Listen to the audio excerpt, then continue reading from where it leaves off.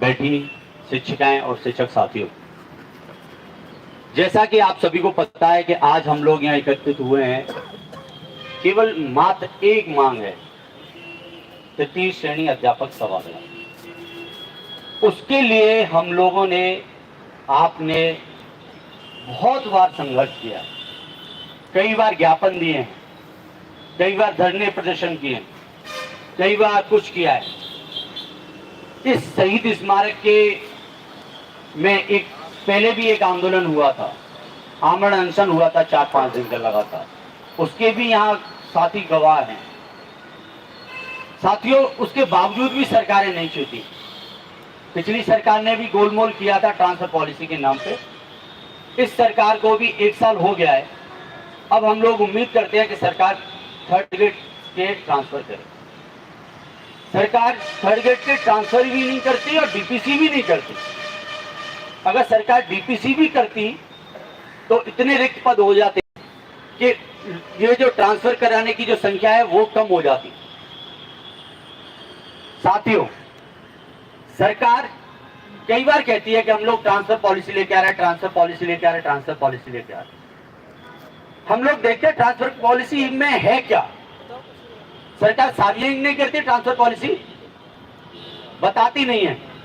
पिछली सरकार वाले शिक्षा मंत्री थे, कभी कहते आंध्र प्रदेश से लेके आ रहे ट्रांसफर पॉलिसी, कभी उड़ीसा से लेके आ रहे ट्रांसफर पॉलिसी।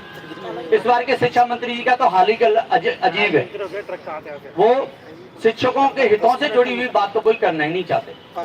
वो ऐसी बातें करते हैं जो मुद्दे से डाइवर्ट करने वाली बातें होती है।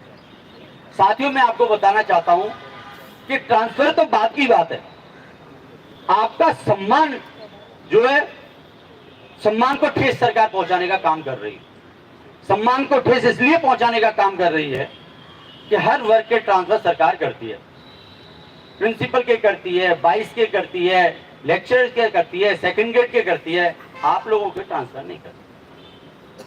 क्या आपको आत्मसम्मान नहीं होता? ठेस पहुंचती है या नहीं पहुंचती? मैं आपसे पूछना चाहता हूं, पहुंचती है ना ठेस? विद्यालय के स्टाफ में दूसरे साथी भी कहते हैं यार आप लोगों के ट्रांसफर नहीं हुए। शिक्षा मंत्री जी अपने गेट पे A4 साइज के पेपर पे चिपका देते, थर्ड ग्रेड के ट्रांसफर नहीं किए जाते, इस संबंध में आवेदन नहीं करें। एमएलए को भी सरकार यही कह देती है। बड़ा अजीब है। साथियों, आप लोगों को और हमको सबको एकजुट होने की जरूरत है। मैं हमारे शिक्षक संघ शेखावत के जो साथी हैं, मजबूत साथी हैं, कर्मठ साथी हैं, इनसे बहुत सारे लोग जुड़े हुए हैं। इन्होंने कई बार आंदोलन किए हैं, उनको सफल किया है। लेकिन मैं ये कहना चाहता हूं कि प्रदेश में जितने भी संगठन हैं, आज संगठनों की संख्या 50 से पार हो गई है। सबके पास, किसी के पास कुछ संख्या है, किसी के पास कुछ संख्या है, किसी के पास कुछ संख्या है। सरकार को पता है कि शिक्षक फूटे हुए हैं, बटे हुए हैं, और बटे हुए हैं तो दूसरा तो मैं क्या कहूं, बटे हुए लूटो राज करो की नीति पे तो अंग्रेजों ने भी राज किया था, सरकार भी इसी पॉलिसी पे काम करती है। तो जिस दिन आप बटने से बच जाओगे तो हमारे राजस्थान शिक्षक संघ एकीकृत में बात करूंगा। हम लोगों ने तय किया था, मैंने आदरणीय महावीर जी सियाग साहब से बात की थी, इनके प्रदेश महामंत्री उपेंद्र जी से भी बात हुई थी मेरी फोन पे। दूसरे प्रदेश के 12 संगठन हैं, उनके प्रदेश अध्यक्ष और प्रदेश महामंत्री से बात की थी मैंने, और उनसे समर्थन लिया था कि हम तबादला यात्रा निकालना चाहते हैं, आपका समर्थन है या नहीं। सब लोगों ने ज्यादातर सहमति दी, आंशिक सहमति दी, कुछ ने नहीं दी।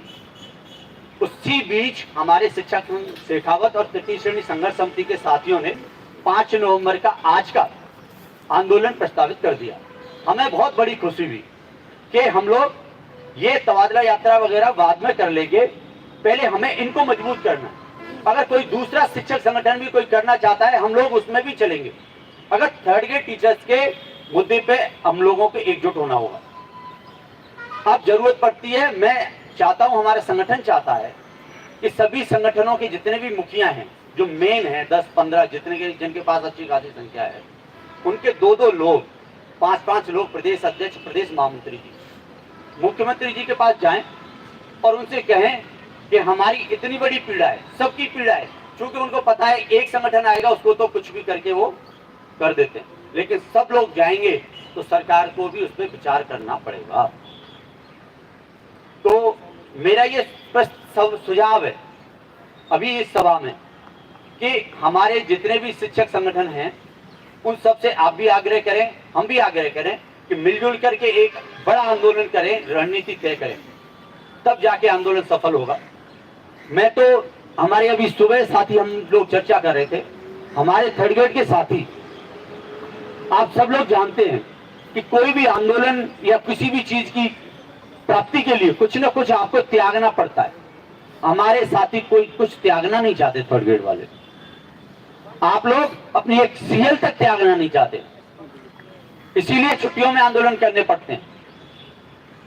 साथियों, मेरा एक सुझाव है, अर्धवार्षिक परीक्षाएं आ रही हैं, आप लोग बहिष्कार का कीजिए अर्धवार्षिक परीक्षाओं का, सब संगठनों से समर्थन लेके, और देखिए परिणाम।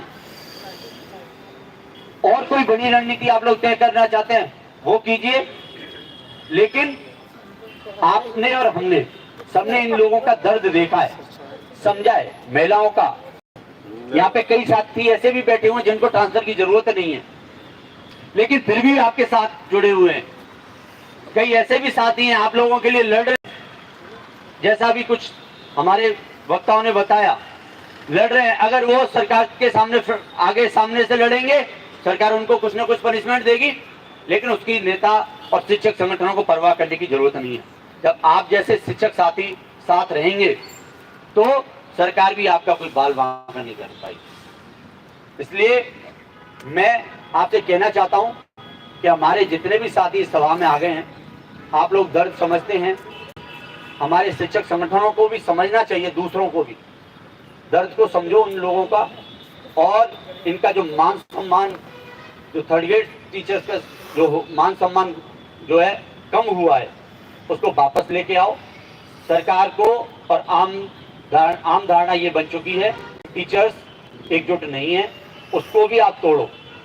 बड़ा जिस दिन ये जीत होगी उस दिन मुझे तो दिल से खुशी होगी।